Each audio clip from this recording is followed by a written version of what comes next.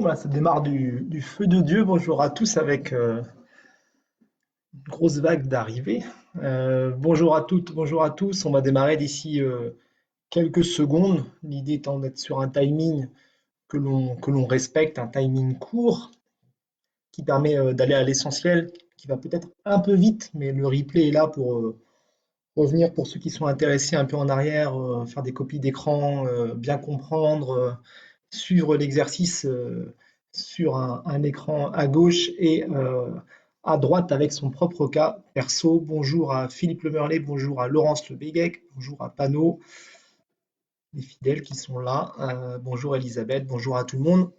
On va démarrer, ça va laisser le temps aussi tranquillement à tout le monde d'arriver. On va parler aujourd'hui pour l'épisode 8 de ces cafés du web. On va donc parler de la création de pages ou de contenu, on va surtout parler de pages aujourd'hui, optimisées au référencement naturel. Alors c'est un sujet, bonjour Audrey du studio A de Lannion, sujet on va dire, enfin gros défi pour moi aujourd'hui dans le sens où on va essayer de faire pas technique, pas trop technique, sur un sujet qui reste quand même globalement technique. Même si pour ceux qui étaient présents, et je vous invite vraiment à revenir peut-être pour ceux qui découvrent l'atelier aujourd'hui, cet atelier fait suite en fait à un premier atelier autour du référencement naturel et des enjeux du référencement naturel. On a plutôt parlé du mode de fonctionnement de Google, de l'intérêt ou non d'aller sur du référencement naturel. Donc on ne va pas revenir sur ce sujet-là aujourd'hui, on va vraiment plutôt être là aujourd'hui pour une session très pratico-pratique. Mais on avait dit lors de cette première session que finalement la technique, elle était très très importante il y a encore plusieurs années, elle l'est de moins en moins, mais il reste quand même une base technique et c'est cette base technique que je vais vous présenter aujourd'hui. On se rappelle que l'objectif numéro un pour essayer de remonter dans les résultats de référencement naturel de Google, on est vraiment dans une logique maintenant de contenu et de pertinence de contenu. L'algorithme de Google se déploie, évolue sans cesse et le maître mot, c'est vraiment du contenu de qualité. Sauf que moi, je prends souvent l'exemple d'une voiture. On peut être un très bon pilote de voiture.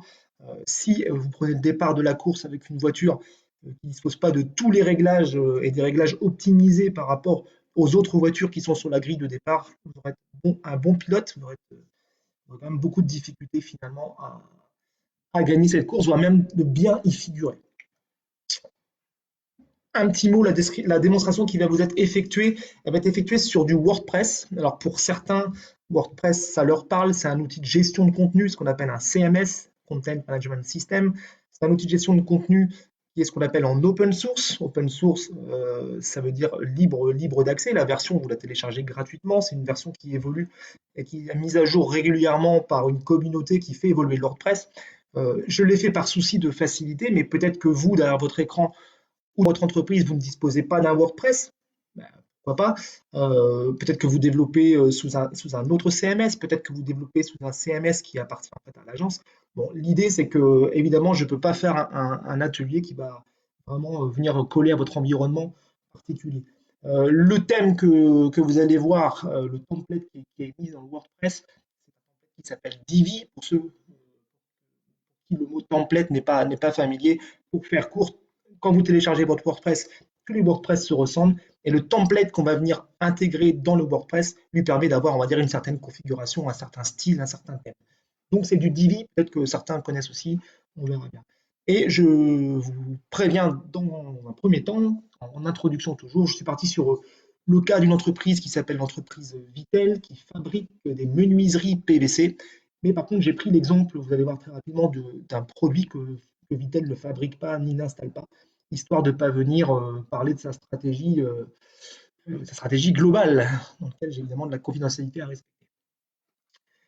Bonjour à toutes les personnes qui arrivent, bonjour à Sandrine, bonjour à tout le monde. Et donc, on y va. Je vais également effectuer cette session dans un environnement qui va être parfait. Pourquoi il est parfait? Parce que justement, je vous parlais de ce template, donc cette feuille de style qui permet de configurer un peu son site.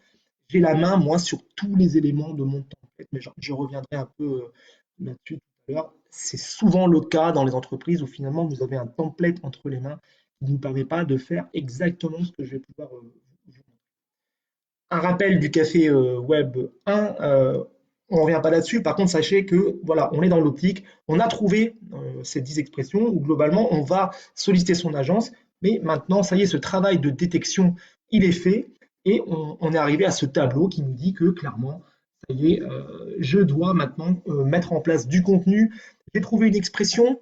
Je voulais faire un article sur une fenêtre de toit parce que j'ai un savoir-faire, donc je me répète, qui n'est pas le cas de Vitel, de toi, mais globalement, je veux que ma page mette toutes les chances de son côté pour remonter dans les résultats Google autour de fenêtres de toit. Alors, ce tableau, je me dis, bah, qu'est-ce que je vais mettre comme page en face de cela? Vous allez voir très rapidement mon site. Moi, je vais plutôt mettre une page de contenu, je vais mettre une page de texte sur laquelle je vais expliquer les choses.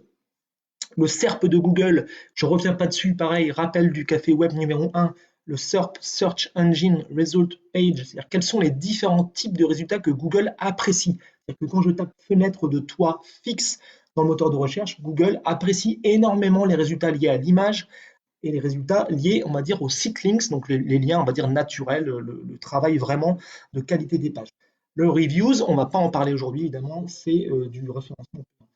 À moi maintenant de définir la page sur laquelle je vais essayer de créer ce contenu. Donc, je lui donne une URL et puis, hop, attention, ma deadline, c'est le 26 mars, donc je m'y mets. C'est très important en fait de voir un peu et de définir ces axes de référencement. Ça évite de se mettre, comme sur les réseaux sociaux hier, de se mettre devant son écran et de se dire, ah bah, il faudrait que je rédige. Non, tout ça, évidemment, ça se travaille et ça s'anticipe.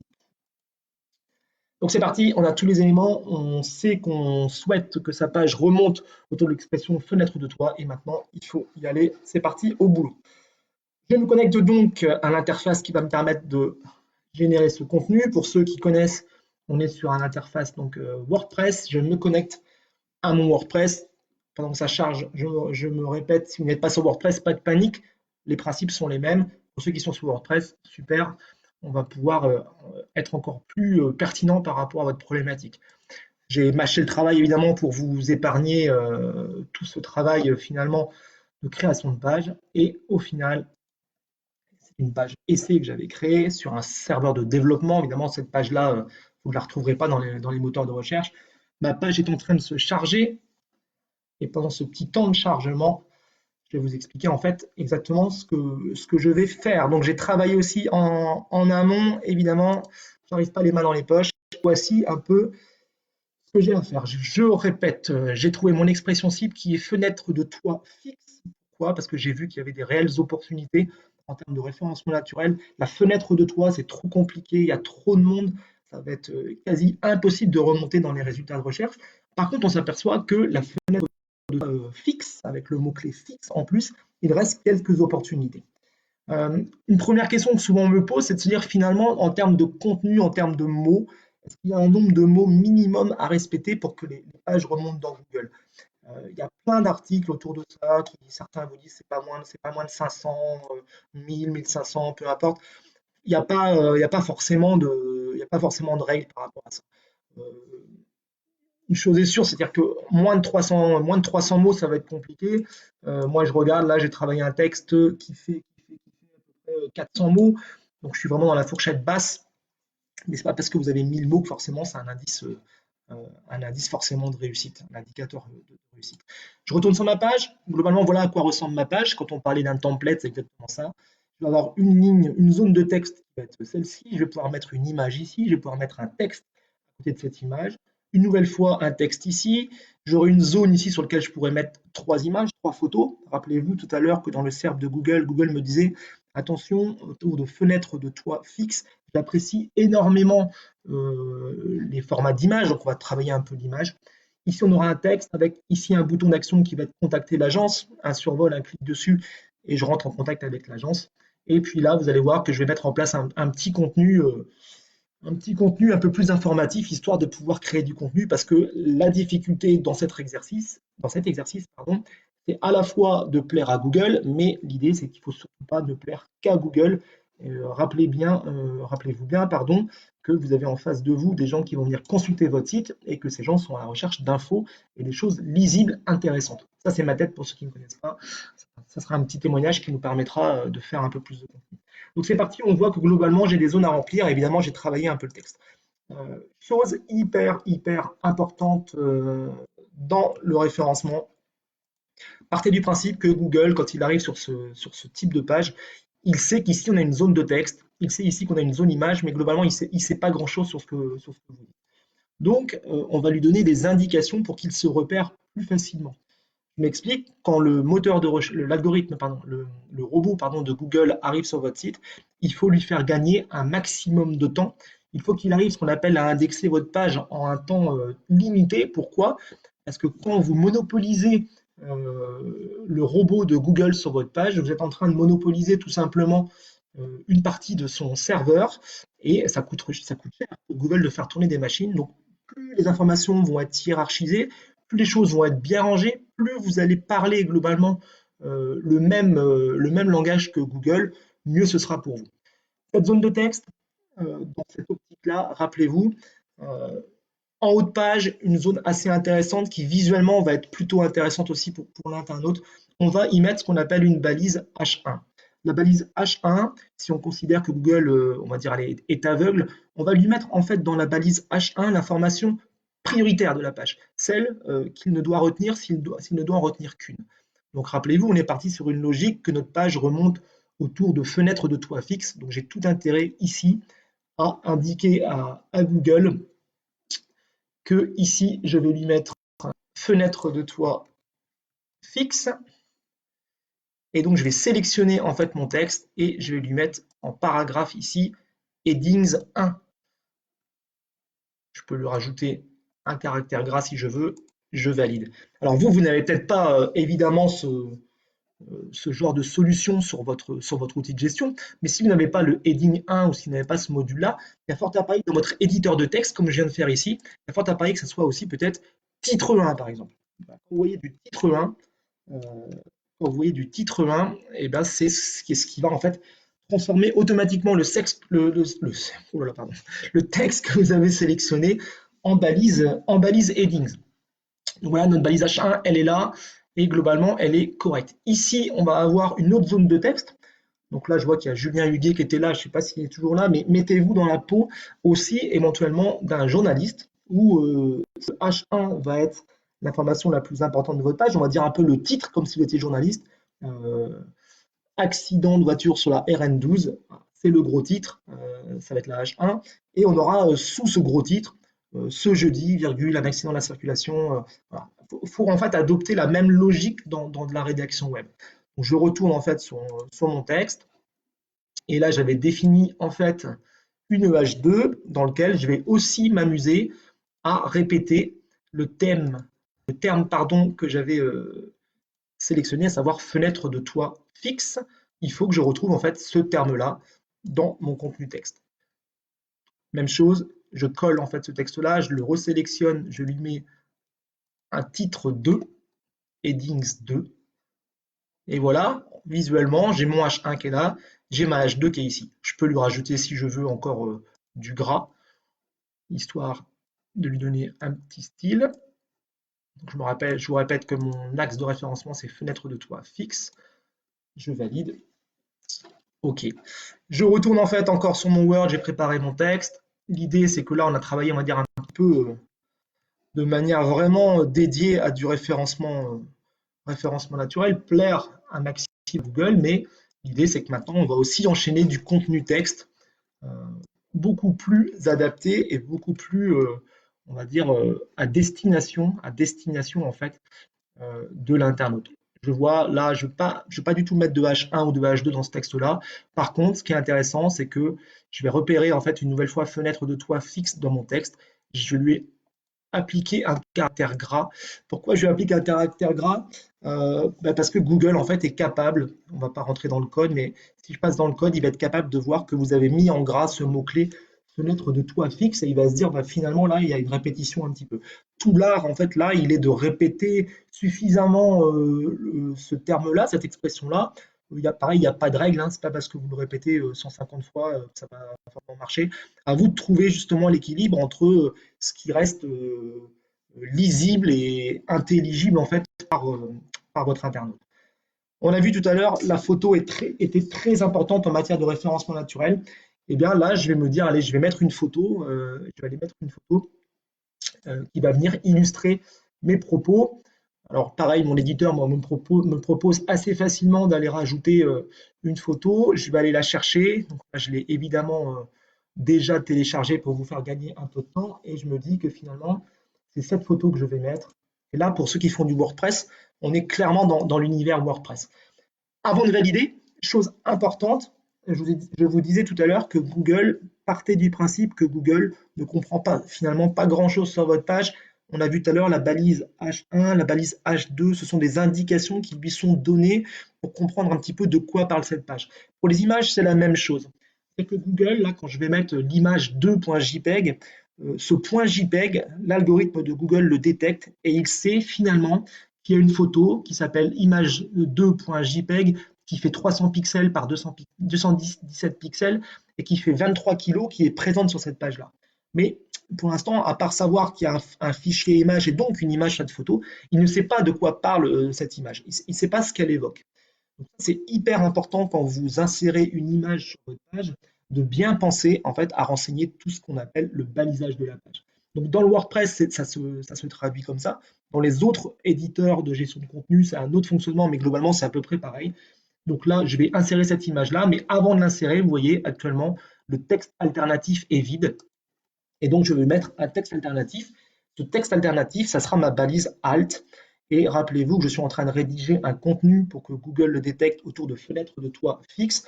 Donc, j'ai plutôt intérêt de mettre en texte fenêtre de toit fixe. Et puis, on est sur la page Vitel, donc les solutions Vitel, par exemple. OK, ma balise Alt, elle est là. Le titre va être très important, très très important.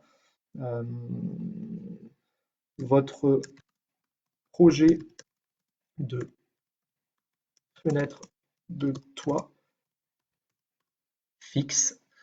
La légende, la description, pas forcément besoin. Et je fais charger une image. OK, mon image, elle est présente. Je valide. Alors là, je vous épargne évidemment la mise en page. Hein. Il faudrait que j'augmente l'image, enfin voilà, que je réduise un peu. Peu importe, c'est pas ce qui nous intéresse aujourd'hui. On n'est pas en train de faire là du graphisme web. Une chose qui est importante, c'est qu'on a vu tout à l'heure que cette photo, elle ne faisait que 23 kilos. Donc parfait, Google est donc capable de détecter aussi le poids des images, le format et le poids des images. Le poids est quelque chose d'hyper important. Donc si cette photo était sur un poids trop élevé, on utilise un petit utilitaire de style Paint pour ceux qui n'ont pas les outils professionnels et évidemment on réduit considérablement l'image. Moins il y a de pages, moins il y a de poids sur votre page, plus votre page en fait va se charger rapidement. Et au final, ce sont vraiment des critères hyper importants en termes de référencement. Imaginons vraiment qu'on s'arrache les cheveux et qu'on fasse un contenu hyper bien optimisé en matière de texte. Vous pouvez très bien plomber sur un temps de chargement de page ou une page qui n'est pas adaptée au mobile. Ça serait quand même dommage d'en arriver là. Ok, donc là, je me répète, je zappe un petit peu la mise en page pour l'instant, c'est pas très important, on n'a pas le temps de voir ça pour l'instant. Et je me retrouve encore avec une autre zone de texte là qui va me permettre de travailler encore un peu plus de texte. Alors qu'est-ce qu'on va faire? Eh bien, on va mettre ce texte-là que j'avais préparé.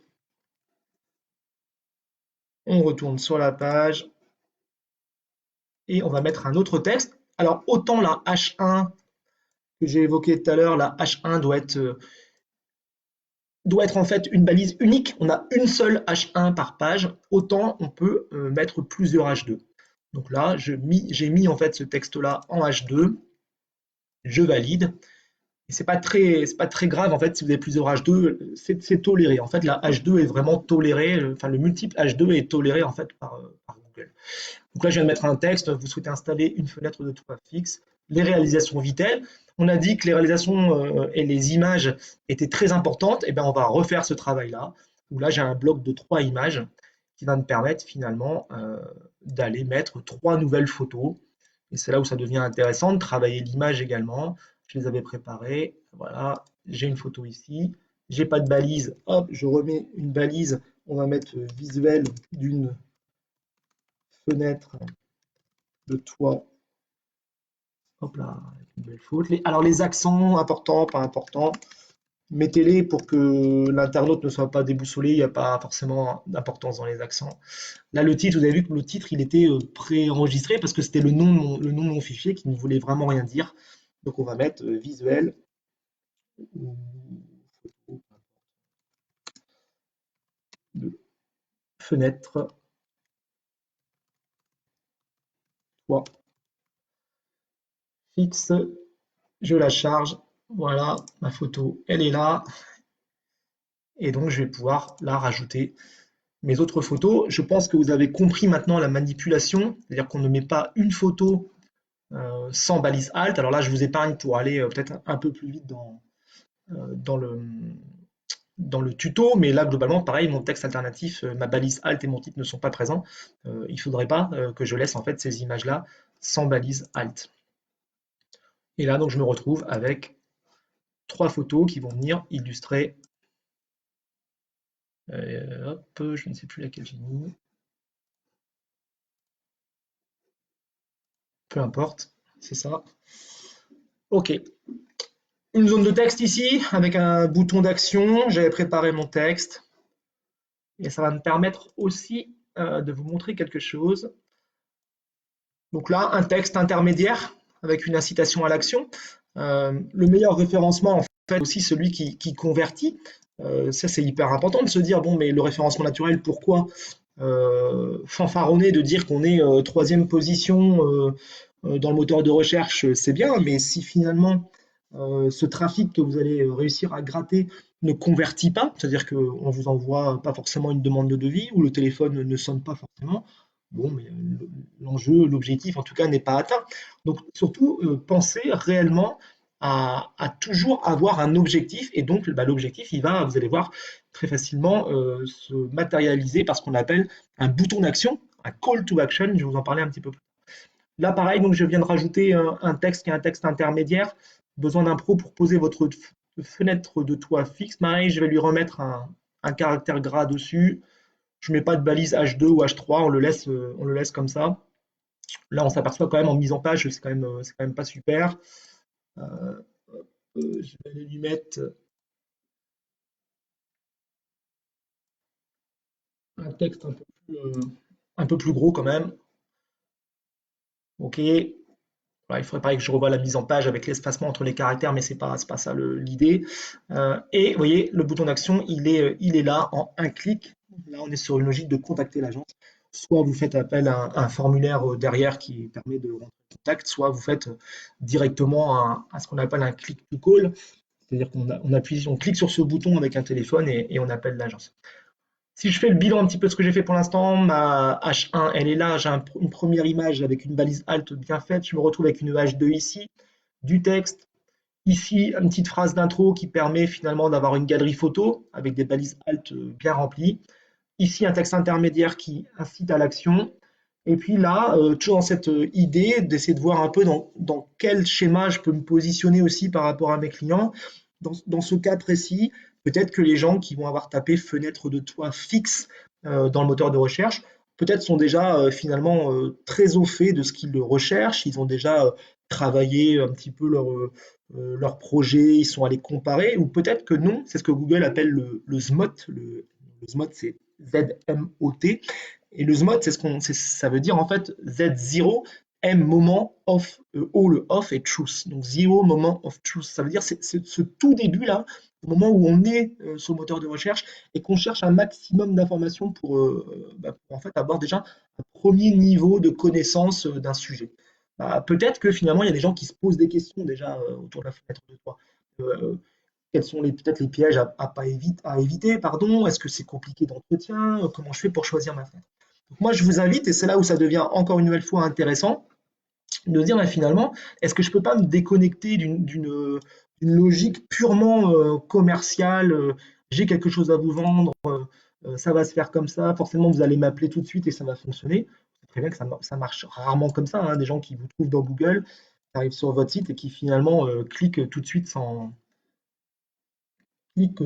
finalement sans même prendre connaissance de qui vous êtes. Donc là, on va plutôt être sur une logique de contenu, on va plutôt être sur une logique de contenu informatif. Donc là, par exemple, les conseils Vitel, 3 choses à savoir. Installer une fenêtre de toit fixe. Pour ceux qui attrapent le train en marche, peu importe le graphisme, on pourrait évidemment changer un petit peu le style, le texte et mettre un texte un petit peu plus, voilà, je vais le mettre en bleu si on veut, peu importe. C'est pas l'idée, c'est pas l'objectif. Vous voyez là, c'est vraiment pas beau. Donc on va quand même modifier ça.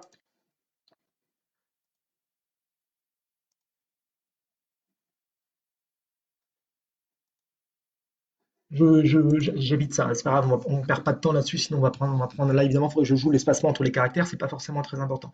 Et là, j'ai commencé en fait à créer ce qu'on appelle un petit système d'accordéon qui va me permettre de répondre à 3 questions qui me paraissent moi essentielles.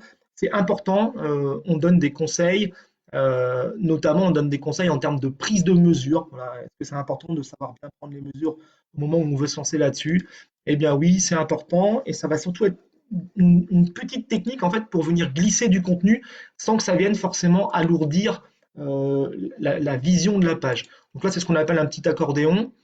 Vous allez voir quand j'aurai validé la page que finalement, par défaut, vous allez voir que ça reste déplié. Voilà, ce genre de choses. Je vais quand même sauvegarder pour vous montrer ce que ça donne.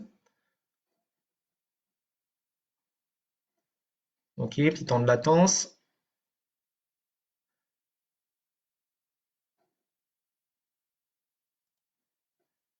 Si je quitte en fait l'éditeur, vous allez voir que ma page, un peu l'état dans lequel va être ma page, on va dire en version grand public, parce que là je suis dans ce qu'on appelle le back-office, vous allez voir qu'elle va finalement assez bien se tenir logiquement.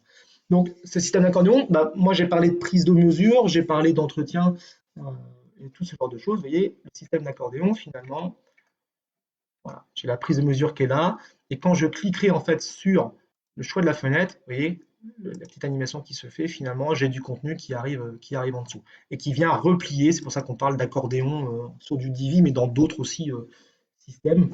Ça permet de venir, en fait, je ne vais pas dire cacher du texte, mais si ne pas venir forcément alourdir et casser le graphisme de votre page, tout en ayant du texte finalement qui va être détecté par Google, parce que c'est pas parce que ce texte il est caché sans être quand il n'est pas cliqué que Google ne le détecte pas. Donc ça, c'est plutôt intéressant en matière de technique, des petites astuces comme ça. Alors, est-ce que votre template de WordPress le propose? C'est pas sûr. Là, on n'est pas non plus en train de parler de choses extraordinaires en matière de développement web, hein. C'est pas des choses non plus hyper compliquées à mettre en place techniquement. Pour ceux qui ont la main sur leur template et leur WordPress, sur le Divi, c'est très simple. Si ce n'est pas le cas et que vous êtes avec votre agence, c'est pas non plus un développement extraordinaire, ça peut être une bonne fonctionnalité si vous voulez vous lancer justement dans la création de contenu. Je reviens rapidement, vous avez vu un peu la technique que c'était, donc je ne reviens pas sur la technique, je vais aller très vite là pour terminer ma page. J'ai évidemment préparé tous ces textes-là et je voudrais vous montrer après une autre fonctionnalité. Donc je remets ce texte-là. Ok, je suis en train de parler en fait là de choix de la fenêtre, je suis en train de parler d'entretien et globalement je vais me retrouver avec une page qui va commencer à ressembler à quelque chose et qui va surtout commencer à apporter du contenu que Google finalement va apprécier. Voilà mon accordéon, normalement, ça y est, il est fini de paramétrer. Donc là, clairement, le gros de mon texte, finalement, j'ai réussi à le cacher dans l'accordéon. Je vous disais tout à l'heure que j'étais sur une page qui, au final, va certainement disposer d'à peu près 400 mots environ. Euh, Quasiment les 2 tiers de mes mots va se retrouver dans ce système d'accordéon, ce qui fait que l'internaute ne va pas non plus se retrouver noyé. Vous avez forcément déjà eu cette sensation-là en arrivant sur des sites où on s'aperçoit que finalement le site, à part à parler pour Google, il ne sert pas à grand-chose. Là, c'est ce qu'on appelle un petit testimonial. C'est si vous avez un avis client, pourquoi pas en parler ici. On met un nom, café du web. Et voilà, globalement, je me répète, en termes graphiques, en termes de mise en page, c'est pas idéal, mais globalement, ma page se tient. On va d'ailleurs finir l'exposé par un petit test. Alors le petit test, je le devance, hein, rappelez-vous, ces 2 images là, pour aller un peu plus vite dans la démonstration, elles n'ont pas forcément de balise Alt, alors qu'on a vu que les balises Alt étaient très importantes. Une astuce quand même, ouais, il faut vraiment en parler. C'est-à-dire que cette page-là, Google déteste en fait les pages isolées. Je suis sur un site qui s'appelle Vitel, je ne suis pas sur un site qui a une seule page. Donc, à moi de trouver une technique pour qu'au final, il y ait ce qu'on appelle du maillage interne. Le maillage interne, ça veut dire quoi? Ça veut dire que là, dans ce texte-là, si je parle que Vitel est une entreprise localisée à Plérin dans les Côtes d'Armor, je pourrais très bien me dire, mais est-ce qu'il n'y a pas un intérêt pour mon visiteur au final, d'être rebasculé vers une page interne. Bah, pourquoi pas quand je survole finalement entreprise locale à Plérin, pourquoi je ne ferai pas un lien, voilà, pourquoi je ferai pas un lien finalement vers ma page qui s'appellerait, je ne sais pas, l'entreprise. Je valide. Vous voyez, là par défaut, quand j'ai inséré un lien, le texte change de couleur. Si je survole et je clique sur entreprise localisée à Plérin, finalement, je basculerai peut-être vers la rubrique Qui sommes-nous, la page entreprise. Ça, c'est très important, votre maillage interne. Si vous évoquez des choses, des sujets dans votre page qui renvoient à du contenu d'autres pages, n'oubliez surtout pas le maillage interne. C'est un élément très très important aussi pour Google. Évidemment, l'étape finale de tout ça, quand on parlait tout à l'heure de contenu, ce qui sera intéressant aussi, c'est finalement de se dire, bon, j'ai un contenu moi, qui me paraît pertinent parce que j'ai évoqué, j'ai les bonnes balises, j'ai du contenu en termes d'entretien, en termes de choix, en termes de prise de mesure, j'ai du contenu informatif. Ça peut être intéressant aussi d'avoir une logique de se dire, mais quand je tape fenêtre de toit fixe dans le moteur de recherche, dans Google, est-ce que j'ai des sites qui sont déjà bien positionnés, qui sont déjà bien vus dans Google, qui parlent en fait de fenêtres de toit fixe? Et là, je suis en train en fait d'introduire ce qu'on appelle le sujet des backlinks. Donc le sujet des backlinks, ce sont les liens qui proviennent d'autres sites et qui vont venir pointer particulièrement sur une page précise de votre site. Quand on met en place un contenu de qualité, soit on croise les doigts pour ceux qui ne sont pas croyants, comme moi, soit on prie et on se dit, mais espérons que quelqu'un qui dispose qui est un site, on va dire, référence dans la fenêtre au doigt, dans le bricolage, espérons qu'il détecte en fait il envoie un lien vers ma page. Quand on tape fenêtre de toit fixe, on regarde qu'on voit que par exemple il y a archiexpo.fr qui est dans les premiers, Castorama. Alors, évidemment, Castorama ne va pas venir faire un lien sur mon site, Cdiscount non plus, Leroy Merlin non plus, Point P non plus. Mais peut-être qu'on retrouverait assez haut dans ces pages-là. Alors évidemment, il faut privilégier des gens qui sont dans le top 4, top 5, des blogs ou des sites informatifs.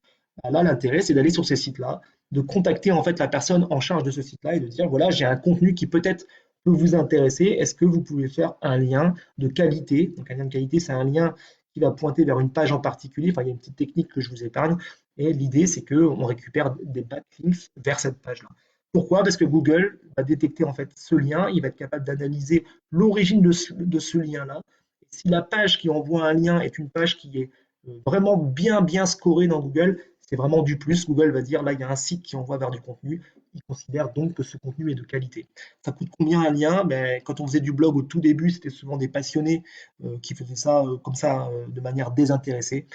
Certains sites en fait sont devenus des champions aussi de liens et ils vous les font payer. J'y vais pas, ça dépend combien ça vous coûte. Et toujours dans cette logique de retour sur investissement, est-ce que ça me rapporte quelque chose? Si vous faites un lien, si on vous demande 150, 200 euros par mois pour faire un lien, par an, pardon, et que ça vous ramène 500 visiteurs et que ces 500 visiteurs vous génèrent 50 demandes de devis, 200 euros mis sur la table pour 50 demandes de devis, évidemment que le jeu en vaut la chandelle. Je sauvegarde. Rappelez-vous, pour les fidèles des cafés du web, on avait parlé d'un petit utilitaire qu'on appelle SEO Quake, qui permet d'aller voir si finalement ce site-là, euh, cette page-là, pardon, est-ce qu'elle est vraiment bien faite pour le référencement? On pourrait aller voir si globalement avec SEO Quake, est-ce que tous les éléments sont bien en place, la balise et tout ça. Une dernière chose, on a parlé là de contenu, on a parlé de H1. Il reste deux choses sur lesquelles vous devez pouvoir intervenir sur votre page. Donc là, on revient, on rebascule vers l'interface, le back-office de WordPress plus classique pour certains. Ici, vous avez permalien, je clique sur permalien et vous voyez ce qu'on appelle le slug d'URL actuellement fait apparaître page-essai. qui veut dire qu'actuellement, ma page, elle s'appelle réalisation.vitel, slash page-essai. C'est pas bon, évidemment. Donc, on va faire ce qu'on appelle une réécriture d'URL et on va mettre fenêtre-de-toi-fixe. On voit que ça y est, l'URL, elle a été prise en compte. Je fais mettre à jour. Je viens de modifier mon URL. Et là, on s'aperçoit aussi que le titre de ma page actuellement, c'est page essai. On va mettre fenêtre de toi fixe. Vitel, je mets à jour.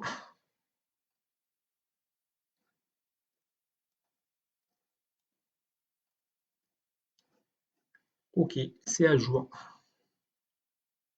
Elle est là, elle est publiée. Et j'ai terminé finalement mon travail. Je vais voir ma page et je vais pouvoir pour le coup là ouvrir le SEO Quake pour voir si globalement on est bien. Donc vous voyez mon URL qui s'affiche en haut, réalisation.vitel slash fenêtre de toit fixe. J'ouvre le petit utilitaire d'SEO Quake, je clique sur diagnostic. La description, j'en ai parlé lors du café du web 1, elle n'a aucun intérêt en matière de référencement naturel, mais là on aurait pu mettre découvrez nos réalisations de fenêtres de toit fixe, faites confiance à Vitel, entreprise costaricaine. Ça a plus une incitation au clic, ça a plus, on va dire, un volet marketing que vraiment un intérêt pour du référencement naturel. Mon URL, je retrouve fenêtre de toit fixe. Le titre, je retrouve fenêtre de toit fixe. Les mots-clés, les méta-mots-clés, on s'en fiche. Les en-têtes, j'ai une seule H1 qui est fenêtre de toit fixe. J'ai deux H2, une H2 qui est contactez votre agence, qui est une H2, on va dire, automatiquement générée par mon template, c'est pas très grave. Il me manque des balises alt, mais c'est pas, vous avez vu, il m'en manquait 3 sur des images, il faudrait vraiment vérifier ça. Et le reste est bien géré. Donc voilà ce que je pouvais vous dire dans un premier temps. On a débordé un petit peu. Je suis vraiment allé à l'essentiel en matière de référencement naturel, mais globalement, pour la métaphore en fait que je prenais de la voiture de course au départ, ça c'est uniquement, on va dire, une obligation de moyens. Attention, surtout si vous bossez avec des agences, l'agence, même chose, elle a une obligation de moyens. Des agences ou des professionnels du web qui vous garantissent des places en vous disant forcément je vais vous placer dans le top 2, dans le top 3 de Google en référencement naturel, attention. L'obligation de moyens, oui, l'obligation de résultat, elle est très compliquée à avoir, on ne peut pas garantir des places comme ça. Donc vous comprenez bien que dans tous les canaux que vous avez à votre disposition, la question déjà à se poser, c'est de savoir est-ce que je mets du temps, de l'énergie dans ce référencement naturel-là. Et ensuite, en termes de référencement, ce que vous devez retenir, c'est de se dire finalement, il y a une base technique, certes, mais il y a du contenu et que finalement tout ce que vous allez pouvoir faire sur votre site internet, sur votre WordPress ou sur votre outil de gestion de contenu, c'est la base, c'est l'équilibrage de votre voiture. Ne prenez pas la course sans avoir réalisé ça, mais ça ne vous garantit pas forcément pour autant du résultat. Ayez en tête aussi que le référencement naturel, c'est pas juste du contenu texte. On a vu tout à l'heure que fenêtre de toit fixe, l'image était très importante. On n'avait pas détecté de vidéo, mais si ça avait été de la vidéo, peut-être qu'il aurait fallu faire un travail sur du YouTube, ce genre de choses. Donc, suivez les évolutions en fait, du référencement et faites appel à vos agences ou à des professionnels pour vous accompagner. Merci à tous. Si vous avez des questions, n'hésitez pas à les poster. Je suis allé vite et j'ai peut-être laissé peu de temps, peu de place aux questions. Ça y est, le programme de la semaine prochaine est déjà défini. Donc demain, on parle de LinkedIn, comment créer et animer une page pour son entreprise. Lundi, ça peut vous intéresser, on va parler d'AdWords et on va lancer une campagne publicitaire locale. Là, ça veut dire qu'on ne va pas se positionner dans la logique de vouloir être le numéro 1 en France de la fenêtre toit, mais de se dire j'ai peut-être des clients dans un rayon de 25 ou 30 km autour de chez moi. Comment je fais pour aller les toucher? Quel budget je consacre? Comment je fais après pour suivre la pertinence des actions? Je vois les merci qui fleurissent, ben, merci à vous aussi. Mardi, on apprendra à créer un tableau de bord personnalisé sur l'analytics. Maintenant que vous avez compris à quoi servait l'analytics, un peu les grandes familles de l'analytics, eh bien, on va apprendre à se créer un tableau de bord personnalisé avec un envoi mensuel ou hebdomadaire des résultats. Facebook, on a parlé de Facebook hier sur la création de pages. Mercredi, on parlera de la mise en place de campagnes, pareil, sponsorisées, quel budget je consacre, comment je fais pour aller toucher des gens potentiellement intéressés par mon activité. Jeudi, ça sera quelque chose de très spécifique, ce qu'on appelle en fait l'URL Builder.